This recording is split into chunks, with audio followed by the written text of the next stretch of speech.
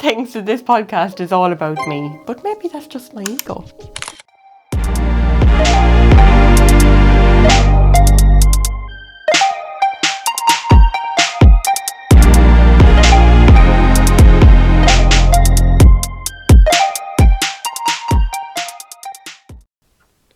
We are the Happy Heathers, and when you do say something like that, and she's joking because she knows it's actually about me. It's all about Paul.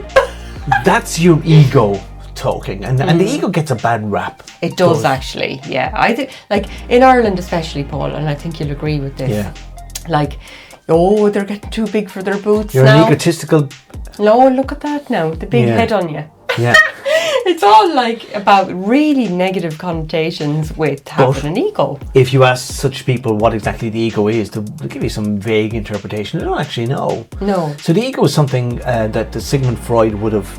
I don't know if he necessarily came up with, was the first person to come up with, but he probably was. But I think didn't just come up with it out of nowhere based on other people's work. But there was the ego and there was the id. These are different parts of the mind, theories as to how the mind was. So they can't open the top of your head and extract your ego. Yeah. It's not a physical thing. No, absolutely not. Like, I mean, it's a part of you, definitely, and there's several different parts, because Jungian theory then talks about, the different parts of the ego and the consciousness and the subconscious and everything, and really breaks it down. So I love that, that theory as well around ego. And it really kind of takes on different personalities, doesn't it? I think your ego, basically your ego tells you who you are, or who you think you are. And that is who you are. Yeah.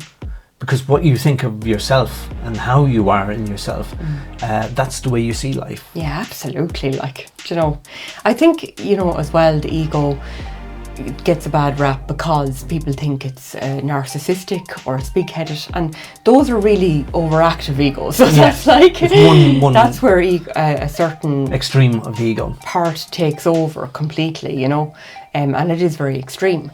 But like, not all people are like that at all. Some people are very confident. Yeah, and somebody's ego can be self-deprecating.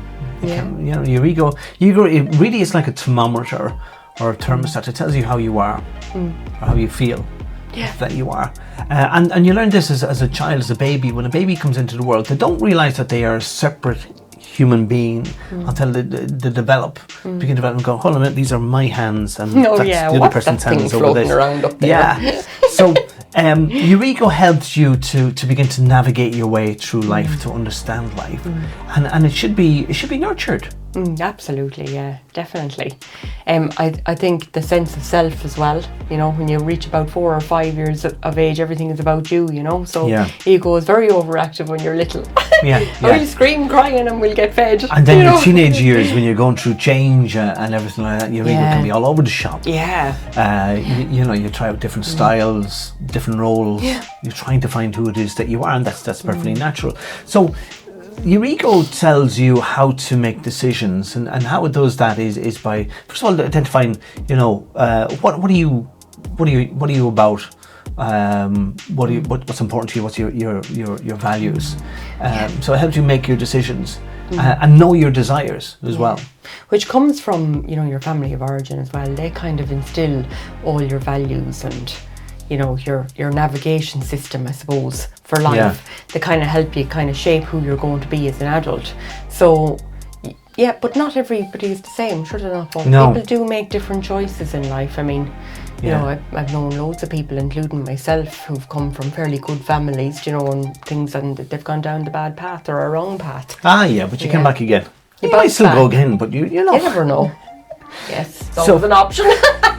Depends on what you decide to do. But your ego is impacted by other people's ego, and this helps you curtail your instinctive basic instincts. Yeah. Because you can't do certain things because other people would be offended by it, or other people would kind of, you wouldn't be looked at, you wouldn't be viewed on very well by other people. Yeah. So your ego keeps you in check as well. Social acceptance and in societies and different things, but also in jobs. I think it comes in big time there, or in school. So you go from school into the job, and then the ego is challenged again in a new way. So people who have imposter syndrome in high-powered jobs, and they feel like, oh God, somebody's going to find out how bad I am at this, or how unqualified I am, or somebody else knows more, but they forget like that all leaders need people to help them be where they are in that status as well. Yeah. That, other people have to do the work that you've directed for them to do, and you've got to be a good director in life, haven't you? Yeah, I suppose. But some people's egos, they fail to recognise the support that they have around them, and think it's all me. It's all you. Yeah. It's all me. Yeah. And such people are nothing if the people that are supporting them fall away. I know. Yeah. Because Jeff Bezos, he had a partner before, like in Amazon, and he just completely like outshone him then, and he has all the credit now for Amazon, like, doesn't he? Like, but his partner who came up with the actual app in the first place. Even Elon Musk, people say, well, he created Tesla. He didn't. Yeah, someone else bought did. Well, did he buy it? There was other people he was a partner and he bought them out, but it wasn't his idea. Yeah, at all. Someone else's but idea. He's synonymous with that. Yeah. Is the thing. That's what he's known for, yeah. It's incredible, isn't it? Yeah. So you notice then, like, nobody likes an egotistical shit. People who treat them badly. Yeah. So how you can recognise the egotistical twat by how they interact with other people. Yeah. And how they interact with other people is how they are in themselves. Yeah. You'd always notice the guy or the one who wants to be heard, Yeah. We're constantly shouting above everyone else. But while people knock the ego and criticise it, it is absolutely important because it provides you with motivation. Yeah. It gives you a sense of yourself and how you want yourself to be and how you want yourself to be viewed. It's the drive for success in life. If you didn't have an ego, you wouldn't be motivated to do anything. You'd never be successful, Yeah. So we are the Happy Editors. Like us, subscribe to us. We're doing pretty well at the moment. We could use your support and we appreciate all those likes and comments. And we'll talk to you soon.